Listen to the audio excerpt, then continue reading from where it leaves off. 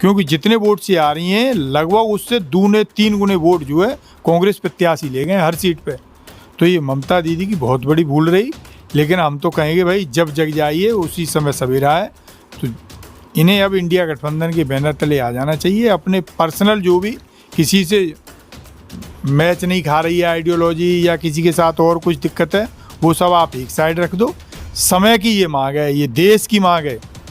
South में हमारा गठबंधन नहीं था, लेकिन वहाँ भी अभी कांग्रेस पार्टी ने अपनी तरफ से ये अनाउंस कर दिया है कि हम भाई जो विपक्ष की सरकार बनने जा रही है इसको समर्थन दे रहे हैं।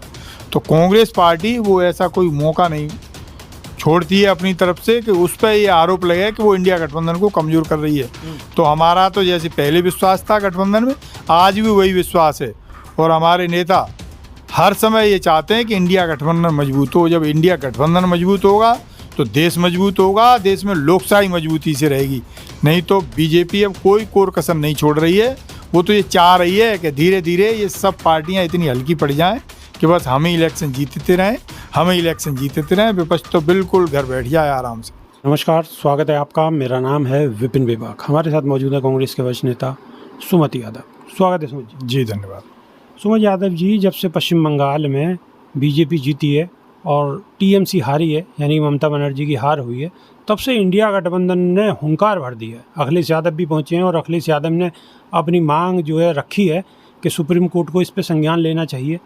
तो अब तो संज्ञान लेने की बात हो रही है, लेकिन अब से पहले ममता दी कहीं ना कहीं इंडिया गठबंधन से अलग चल रही थी। तो ये क्या चल क्या रहा है ये? देखो, ममता बनर्जी इतनी सीनियर लीडर थी, लेकिन फिर भी पता नहीं उनके दिमाग में क्या चल रहा था। उन्हें पहले ही इंडिया गठबंधन में आ जाना चाहिए था। यदि वो इंडिया गठबंधन में रही होती, ये इलेक्शन इंडिया गठबंधन के बैनर तले लड़ा गया होता, तो आज परिस्थितियां कुछ और होती। लेकिन ममता जी की जिद उन्हें ले डूबी।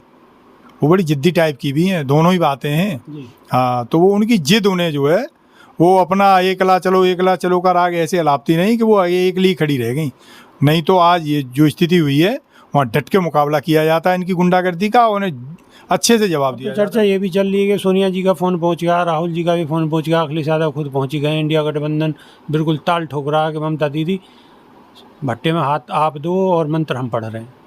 नहीं, भट्ट में हाथ नहीं दिलवाना चाह रहे। जो है परिस्थितियाँ ऐसी बन गई हैं कि अब विपक्ष का एकजुट होना बहुत ज़रूरी है। नहीं तो आप भूल जाइए, इसी तरीके से ये लूट करते रहेंगे, डेमोक्रेसी का ऐसे ही गला घोंटते रहेंगे। लेकिन यादव जी, यही तो असली रोना है कि ये सब एक कहाँ होते हैं। सबका धीरे धीरे करके एक एक का नंबर आ रहा।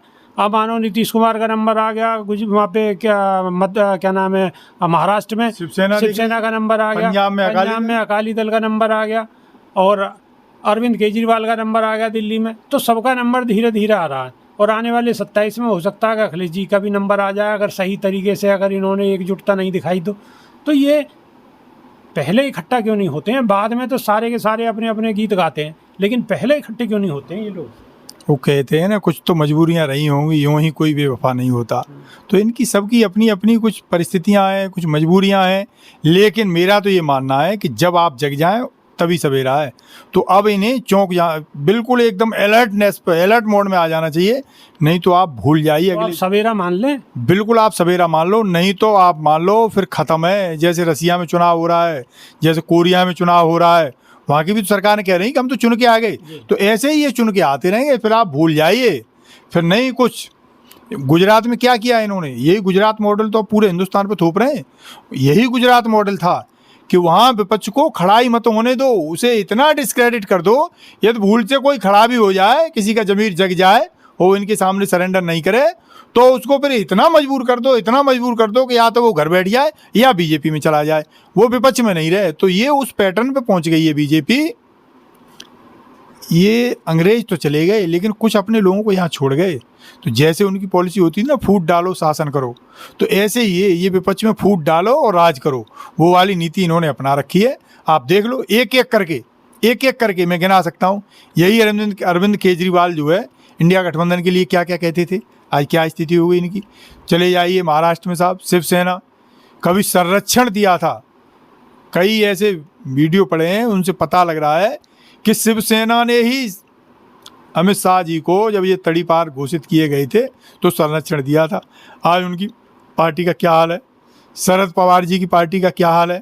ऐसे ही ये ममता दीदी जो है, इन्हें भी बड़ा अपने आप पे कॉन्फिडेंस था, मान के ही नहीं दे रही थी। नहीं, यदि इन्होंने कांग्रेस से गठबंधन कर लिया होता, एक एक सीट का आप एनालाइज कर लो, ये इतनी बुरी हार नहीं आ रही होती, इनकी बड़े अच्छे बहुमत से सरकार आ गई होती। क्योंकि जितने वोट से आ रही हैं लगभग उससे 2-3 गुने वोट जो है कांग्रेस प्रत्याशी ले गए हर सीट पे। तो ये ममता दीदी की बहुत बड़ी भूल रही। लेकिन हम तो कहेंगे भाई, जब जग जाइए उसी समय सवेरा है। तो इन्हें अब इंडिया गठबंधन के बैनर तले आ जाना चाहिए। अपने पर्सनल जो भी किसी से मैच नहीं खा रही है आइडियोलॉजी, या किसी के साथ और कुछ दिक्कत है, वो सब आप एक साइड रख दो। समय की ये मांग है, ये देश की मांग है। साउथ में हमारा गठबंधन नहीं था, लेकिन वहाँ भी अभी कांग्रेस पार्टी ने अपनी तरफ से ये अनाउंस कर दिया है कि हम भाई जो विपक्ष की सरकार बनने जा रही है इसको समर्थन दे रहे हैं। तो कांग्रेस पार्टी वो ऐसा कोई मौका नहीं छोड़ती है अपनी तरफ से कि उस पर ये आरोप लगे कि वो इंडिया गठबंधन को कमज़ोर कर रही है। तो हमारा तो जैसे पहले विश्वास था गठबंधन में, आज भी वही विश्वास है। और हमारे नेता हर समय ये चाहते हैं कि इंडिया गठबंधन मजबूत हो। जब इंडिया गठबंधन मजबूत होगा तो देश मजबूत होगा, देश में लोकशाही मजबूती से रहेगी। नहीं तो बीजेपी अब कोई कोर कसर नहीं छोड़ रही है।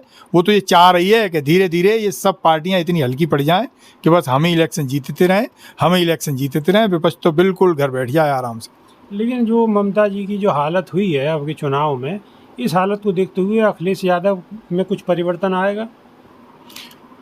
जरूर आना चाहिए साहब। जो है इस इलेक्शन से बहुत बड़ी नसीहत लेनी चाहिए उन्हें। जो है उन्हें ये मान के चलना चाहिए।